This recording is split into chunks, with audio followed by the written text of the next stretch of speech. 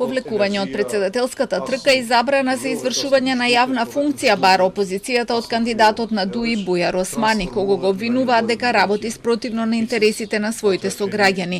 Антонио Милошовски на својот Facebook профил сподели документ од италијанското МВР, од кој се гледа дека Италија уште на 23 февруари ја известила својата гранична полиција дека по препорака на Европската комисија 25 членки на ЕУ донеле одлука да се дозволи слободно движење со валидни пасоши со Република Македонија до крајот на септември 2024 година.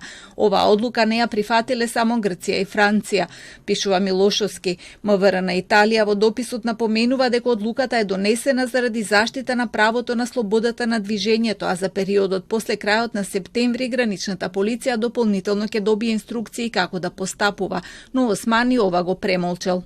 Многу некоректна беше постапката на министерот Османи, кој ја криеше оваа информација за одлуката на 25 членки на Европската Унија, која и тогаш и денес е многу важна за слободното движење на стотици илјади македонски државјани, кои престојуваат во ЕУ.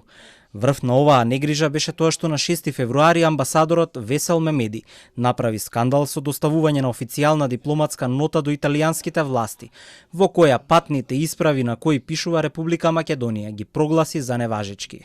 Одговорност за штетата нанесена на граѓаните со прикривањето на документот бараат и од македонски концепт, кој сметаат дека Османи не заслужува да биде ни државен портир, а не пак висок државен функционер. Османи ги негира обвинувањата и вината за проблемот со пасошите ја префрла на МВР. За сега не се проблем европските земји.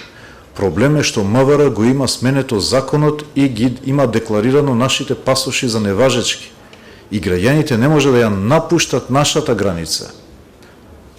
Така да ние воопшто не сме стигнале до проблемот границата на земјите од Европската Унија. На прашањето дали таа одредба за пасошите може да се смени, Османи вели дека тоа што можело е сменето. Менување на таа одредба би било кршење на Преспанскиот договор и на Уставот.